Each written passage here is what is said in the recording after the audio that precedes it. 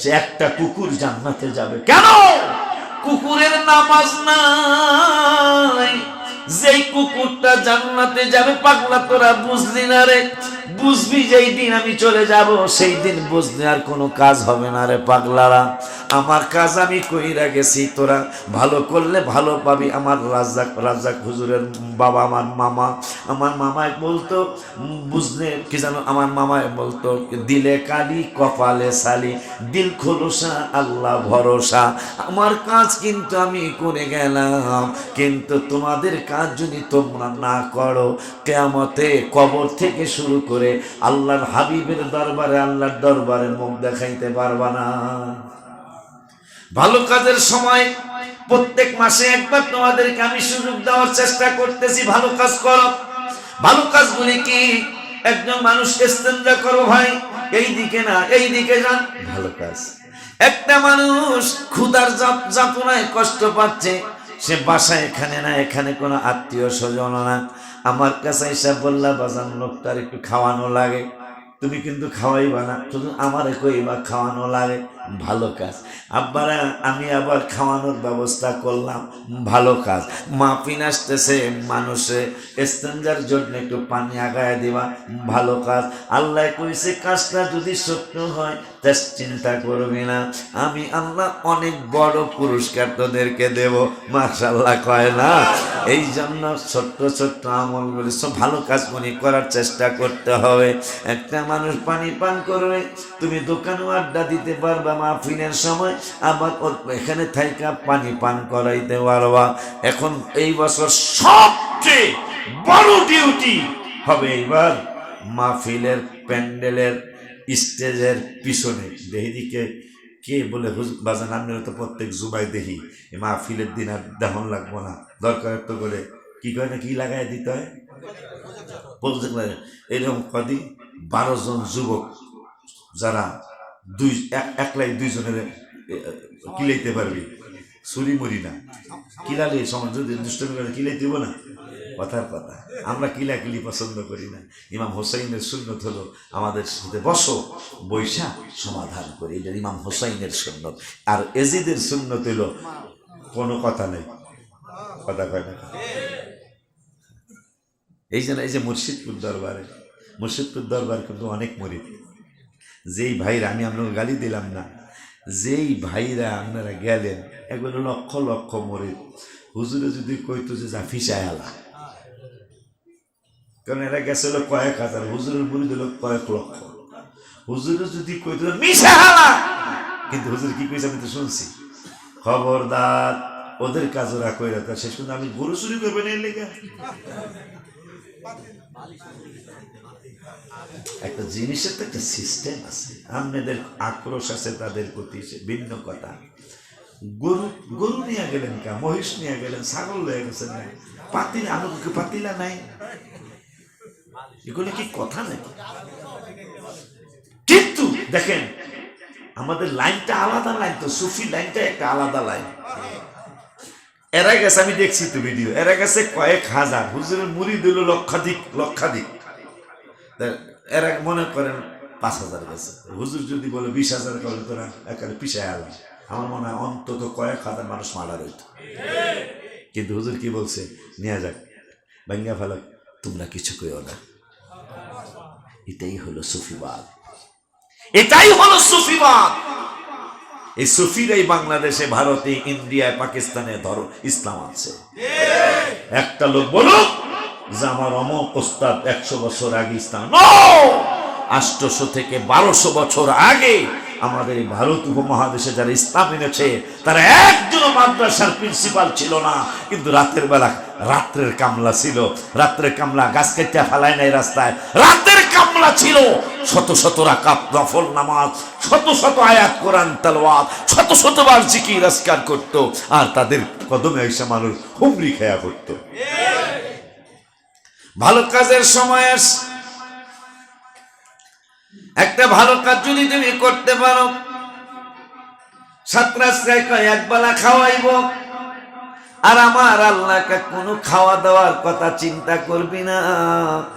একটা ভালো কাজ যদি তোরা করতে পারোস, অলিউল্লাহ পুরস্কার দেব আমি আল্লাহ বলি নাই। আমি আল্লাহ তোদেরকে সৃষ্টি করেছি, আমি আল্লাহ নিজে পুরস্কার দেব। সেই ভালো কাজের মধ্যে কতগুলি ভালো কাজ।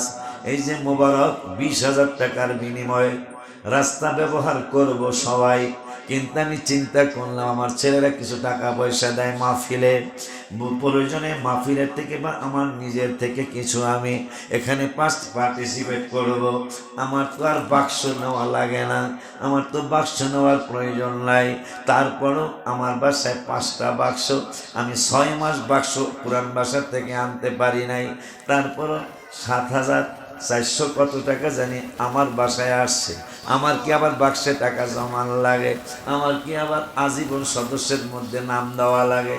আমার কি আবার আপনাদের জন্য নিজের পকেট থেকে এইদিক সেদিক টাকা পয়সা দেওয়া লাগে? লাগে না, কারণ আমি তো কিছু আল্লাহ কিছু আমার দিয়া করাইছে। আমি চাই কোনটা জানি আল্লাহর কবুল হয়। একটা কাজ যদি আল্লাহর দরবারে আমার কবুল হয়ে যায়, আমার আর পিছনে তাকানো লাগবে না, জাহান্নামের ভয় লাগবে না, জান্নাতের টেনশন করা লাগবে না। আল্লাহর দয়া পাইতে, রসুলের দয়া পাইতে আমার কোনো পিছপা হতে হবে না। মানুষ দুষ্টামি করবে, দয়া করবেন আমার আল্লাহ।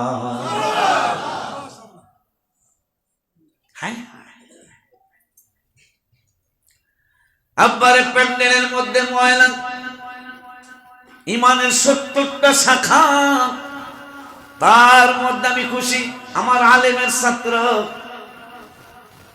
পাগলা ছেলেটা, নাম জানি কি, সাইমন, নাম কি, তরিকুল ইসলাম, এটা কম কি সাইমন, তরিকুল ইসলাম। এই পাগলাটাকে বাজান আমি কয়েকটা হাদিস শোনামো, আমার গাড়ির মধ্যে মুখস্থ। আলহামদুলিল্লাহ কয় না, আমি কি শুনাবি তুই পর। কল قال رسول الله صلى الله عليه وسلم, এইভাবে বইলা কয় নবীজি বলেছেন 70টা ইমানের শাখা আছে। কয়টা? 70টা ইমানের শাখা আছে। তার মধ্যে একবারে নরমাল একটা শাখা হলো, রাস্তার মধ্যে একটা মানুষ হাঁটতেছে, একটা ইটের কোনা অথবা একটা কাটা অথবা একটা পাথরের কণা, এইটা রাস্তার থেকে সরাইয়া পাশে দিয়া দেওয়া, এইটা ইমানের 70টার মধ্যে একটা অঙ্গ।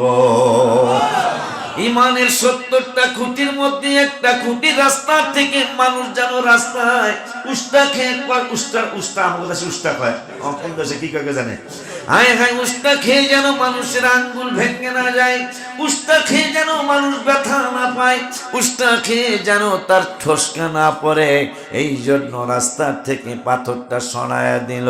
আমার নূরের নবী কইটা 70টা খুঁটির একটা খুঁটি তুমি জিন্দা করলা, সুবহানাল্লাহ। আমাকে হাদিসটা শোনাইল, আমি আমারও বুঝাই নাই, কিন্তু অন্তরটা ভরে গেছে আমার, যে হাদিস তাইলে কয়েকটা মুখস্থ হয়ে গেছে, মাত্র আলেমে ভর্তি। যদি এই পাগলাটা 6টা 7টা বছর এইভাবে হাদিস পড়ে, আমি আর কয়টা ইবাদত পড়তে পারি পড়ি। এই পাগলারা এই হাদিস পড়তে পড়তে দেখা যাবে হাজার হাজার হাদিস মুখস্থ হয়ে যাবে। আর হেদেরকে আপনি কন এখানে থাকবি গা জায়গা, আমনের মতো মুনাফিক এই দরবারে আসবেন না, অনেক বড় মুনাফিক। আপনারা কাছে আপনারা কি মনে করতেছেন আমার যদি আল্লাহ এখন নিয়ে যায়, আমার ছেলে মেয়েকে আল্লাহ চালাইবো না? এটা কেমনে এই ধরনের একটা কথা কইলেন? এরা কি হলো কামাই করার বয়স হয়েছে, তারপরে কি আল্লাহ চালাইবো? এই চিন্তাটা কেন আনেন না আপনি? আপনি নিয়ে যাইবেন 50 জন শয়তানি করে, আল্লাহ পাঠাইবো যে 200। ইমানে গন্ডগোল, নামাজ রোজা সব বিফল। আমার আর কোনো ওয়াজ আজকে আর করবো না, শেষ করে দেই। গেটটা হইল কিনা যদি বলো বাজান আপনি দেখবেন, অসুবিধা নাই, আমার সেই সাহস আল্লাহ দিছে। গেটটা তো আজকে কমপ্লিট দেওয়ার কথা ছিল জুমার আগে, হইল না। আমি তো কষ্ট করছি, 6 দিন মাহফিল করছি, 6 দিনে 6টা না, 6 দিন আমি 9টা মাহফিল করছি। আমার সেই বডি এখন নাই, তারপরও 9টা করে লাইছি। 6 দিনে 6 দিনে 9টা মাহফিল আল্লাহ করাইল। কাজ দেখতে পারি না, তোমরা কেউ মারো না কেন? জানি তোমাদের অনেক ভালো ভালো কাজ আছে। আমি বাংলার জীবনে তেমন একটা ভালো কাজ নাই, এই জন্য আমি ভালো ভালো কাজগুলি খুঁজি। মাহফিল থেকে আসছি, মাঝখানের প্লেটে ঢুকছি, কারণ আপনার ভাইরা অনেকে মঙ্গলবার চলে আসবে। মসজিদে যতক্ষণ না শোয়ানো লাগে ততক্ষণ পর্যন্ত আমরা ঘরের মধ্যেই শোয়াবো, কারণ এখানে প্রায় 16টা না 18টা রুম আছে। মাশাআল্লাহ এগুলা আমি নেতৃত্ব দিয়া, মানে আমি ছিলাম না, কিন্তু বলে গেছি তোরা পরিষ্কার করবে। আমি পরিষ্কার করি নাই, শুধু বলছি পরিষ্কার করবে। ওরা যতটুকু সওয়াব পাইছে আমারে আল্লাহ কম দিব না। আব্বা জানলে আমার একটা ভালো কাজ করলাম, আবার একটু আগে চিন্তা করলাম, নাসিরউদ্দিন মিয়া, একটু আগে আর একটা চিন্তা করলাম, যেহেতু এই প্লটের এখানে একটু ছোট্ট হোক বড় হোক, একজন হোক দুইজন আসা যাওয়া করা যায়। বাস হইল 3টা বাসের যদি 8টা বাস বানানো যায়, তাই না? ধরনীয় লাগবো না, এই বাসের উপর দিয়ে মানুষ পুল বানায় আসতে পারবো। একটা ভালো কাজ, কথা কয় না? একটা ভালো কাজ। আমার সাথে বারবার একটু দেখা করা উদ্দেশ্য থাকবে, এইটা বাজান জানি কোন ভালো কাজের অর্ডার দিবে, এইটা আর একটা ভালো কাজ। এটা তো করে পাই না। আসলে আমি নিয়ত করছি 50 জন কামলা নেব 2 দিনের জন্য। 50 জনে হবে না, 100 জন কামলা নেব। তাই এখন যদি 600 করে টাকা দিতে হয়, 100 লোকে 16,000 নাকি না বেশি, 60,000। তাই 2 দিনে 1,20,000। আল্লাহ কি ক্ষমতা আমারে দিছে না? তোকে মাহফিলের টাকা লাগবে না ইনশাল্লাহ। তোরা তো দিবি, দিতেই আসস, লাগবে না। তোমাদের বিবেক কোথায়? আগামী বৃহস্পতিবার মাহফিল, আগামী বৃহস্পতিবার মাহফিল, কেউ কোনো কি মারতেছ না। যদি বলো যে বাজান উই আর সরি, আমরা দুঃখিত, আমাকে বললে, কিন্তু কাজ নিয়ে যদি না করো তাহলে অবশ্যই তোমার ভিতরে ঘাপলা আছে। তুমি চাও না অনুষ্ঠান সুন্দর হোক, তুমি চাও না আমাদের মাহফিলটা চমৎকার হোক, নইলে তুমি দায়িত্ব নেওয়ার সময় বলতে হবে বাজান আমার দ্বারা সম্ভব না। এবার কাজ তুমি মরে গেলেও কাজ চলবে, পয়সা থাকলেও কাজ চলবে। তোমরা তো এইটাই কইবা, অনেকে এইটাই কইবা, সারতারি নেই, সারবি কবে? আজ না হয় কাল তুমি যাই বা কবরে, আজ না হয় কাল তুমি যাই বা কবরে, যাওয়ার সময় দেখবে চেয়ে গো তোমার সবই রইল পড়ে, যাওয়ার ও দাদা গেল দাদি গেল কেউ এলো ফিরে, তোমারও যাইতে হবে গো ও বাবা অন্ধকার কবরে, তোমারও যাইতে হবে গো। তাইলে আজকের থেকে আমার রাগ শেষ। আজকের থেকে আগামী শুক্রবার যতক্ষণ মাহফিল শেষ না হয়